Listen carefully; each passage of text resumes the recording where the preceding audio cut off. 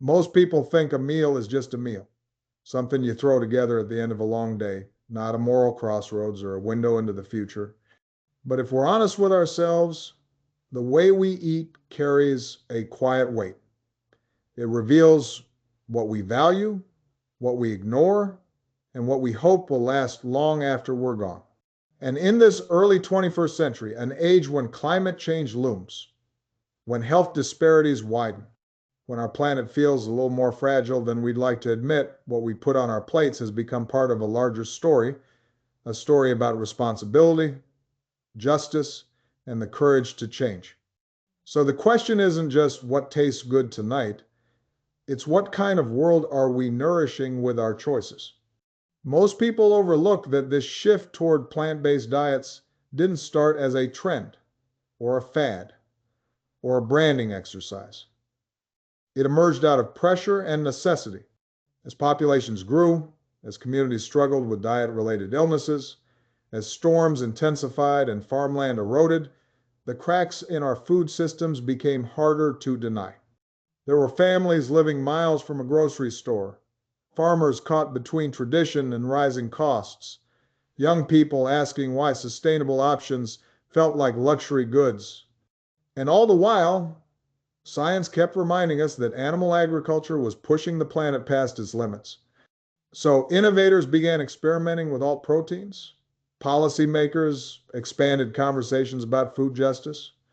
Activists and everyday folks started questioning long-held assumptions about what a real meal looks like.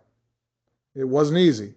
Change rarely is, but in kitchens, labs, restaurants, and community centers, people found a sense of purpose, trying to align nourishment with values, health with dignity, personal preference with collective survival.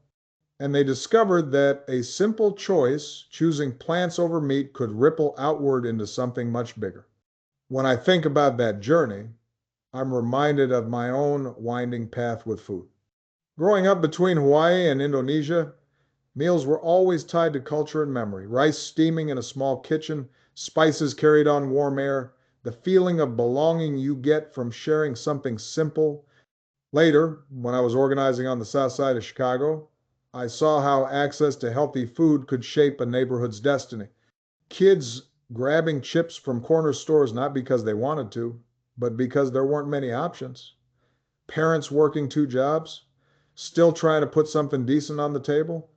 And in the White House, when we talked about climate change or healthcare costs, the conversation often circled back to the same truth. What we eat matters.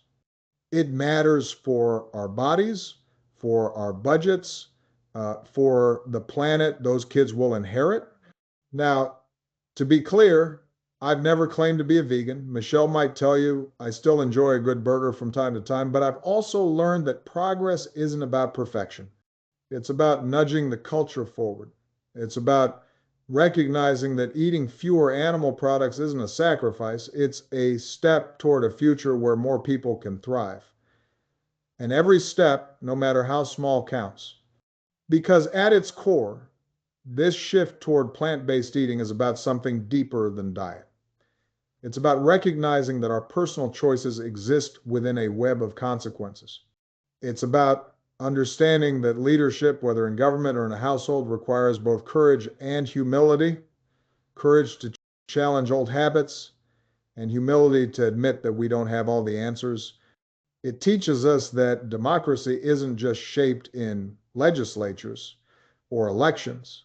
It's shaped in grocery aisles, school cafeterias, community gardens. It's shaped in the tension between comfort and progress, between what's familiar and what's necessary. And it reminds us that justice isn't an abstract idea. It's the difference between a family having access to fresh produce or not. It's the ability of vulnerable communities to withstand climate shocks. It's the dignity of knowing that the next generation might inherit a world where sustainability isn't the exception, but the norm. Hope, in this context, isn't blind optimism. It's the choice to keep working, to educate, to innovate, to push through resistance, because the alternative is to stand still in a world that desperately needs movement. And so, as we navigate this era of change, I find myself coming back to a simple conviction. What we eat echoes far beyond our plates. It shapes the health of our families and the resilience of our communities. It influences our climate, our economy, and the moral example we set for our children. Choosing more plant-based meals won't solve every problem, but it nudges the arc of progress towards sustainability, justice, and compassion. And those are values worth fighting for. So maybe the real question is this. In a moment when the future feels uncertain, how do we align our daily choices with the world we hope to build? How do we nourish not just ourselves, but each other? And when history looks back on the meals we shared, the habits we changed, and the courage we summoned, what story will it tell?